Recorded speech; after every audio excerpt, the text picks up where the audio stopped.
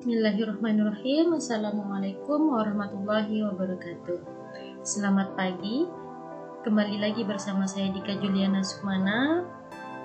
Pada pertemuan kali ini, topik yang akan kita diskusikan adalah mengenai etika profesi. Baik, berdasarkan Kamus Indonesia, etika itu didefinisikan sebagai ilmu tentang apa yang baik dan apa yang buruk tentang hak dan kewajiban moral. Kemudian, etika juga didefinisikan sebagai kumpulan asas atau nilai yang berkenaan dengan akhlak. Yang terakhir itu adalah etika merupakan nilai mengenai benar dan salah yang dianut oleh suatu golongan atau masyarakat. Kemudian, menurut Bertens, kata etika itu dipakai dalam arti nilai-nilai dan norma-norma moral yang menjadi pegangan bagi seseorang atau suatu kelompok dalam mengatur tingkah laku. Etika berarti kumpulan asas nilai moral yang nantinya akan dirumuskan menjadi kode etik pada suatu apabila diterapkan pada satu lingkup profesi misalkan. Yang terakhir di sini etika mempunyai arti ilmu tentang apa yang baik atau buruk. Jadi etika, ketika kita belajar etika, maka secara tidak langsung kita belajar mengenai apa yang baik dan apa yang buruk, kemudian apa yang bisa dilakukan, apa yang tidak bisa, apa yang boleh dan apa yang tidak boleh dilakukan. Dalam hal ini kita belajar etika profesi sebagai seorang ahli teknologi laboratorium medis. Selanjutnya, etika ini bisa diartikan atau bisa dianggap sebagai cerminan dari sebuah mekanisme kontrol yang dibuat dan diterapkan oleh dan untuk kepentingan suatu kelompok sosial atau profesi tertentu. Nah, di sini misalkan untuk ahli teknologi laboratorium medis, etika ini di etika profesi atau LM itu sendiri disusun dan dirumuskan oleh organisasi profesi, di mana organisasi profesi kita saat ini adalah Patelki.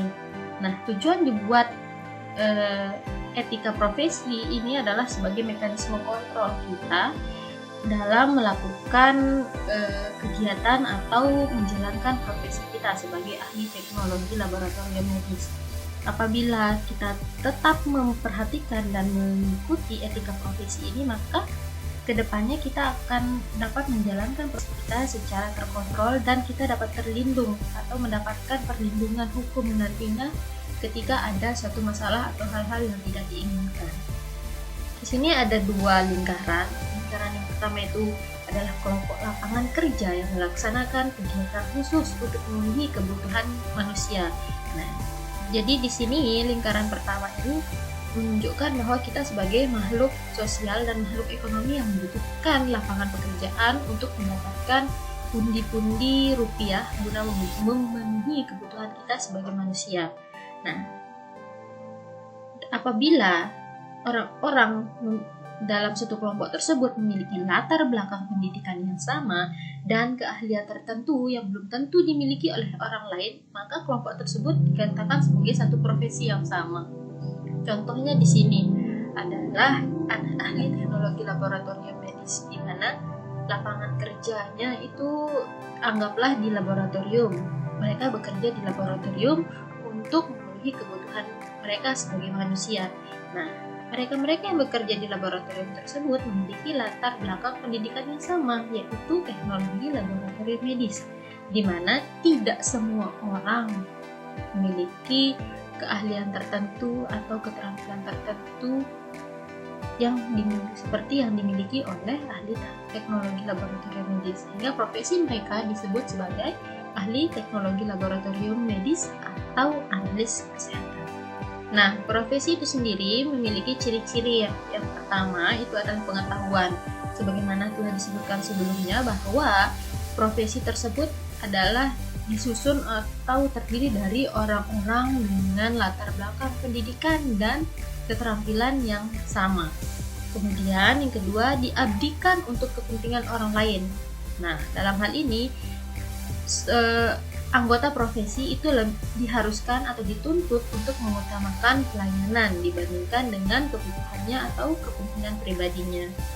Kemudian yang ketiga itu bukan didasarkan pada keuntungan finansial, Meskipun pada dasarnya kita bekerja atau mengambil suatu profesi tertentu itu tujuannya salah satunya adalah untuk memenuhi kebutuhan kita, baik. Tetapi di sini profesi tidak didasarkan pada keuntungan finansial semata, melainkan harus tetap mengutamakan pelayanan.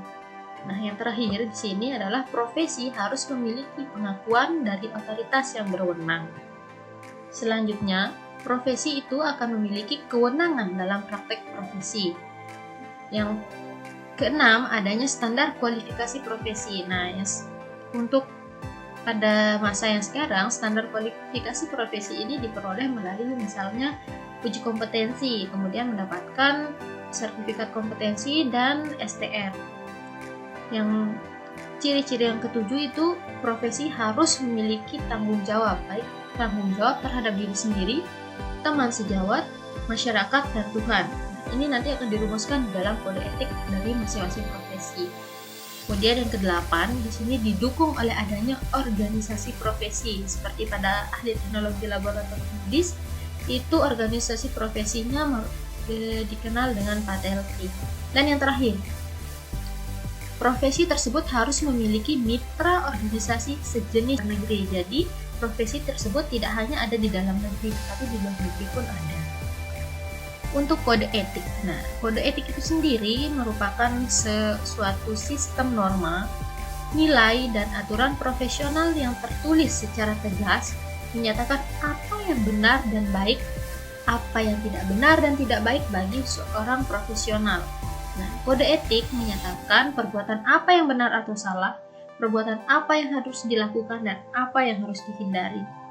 Jadi, dalam menjalankan suatu profesi, kita harus tetap berpegang pada yang namanya kode etik profesi. Pikiran organisasi profesi itu sebenarnya diperlakukan atau diperuntukkan, dipertujuankan untuk menjaga martabat serta kehormatan dari suatu profesi dan melindungi dari segala bentuk penyimpangan maupun penyalahgunaan keahlian. Sekian kuliah kita pada pagi hari ini. Semoga dapat dimengerti.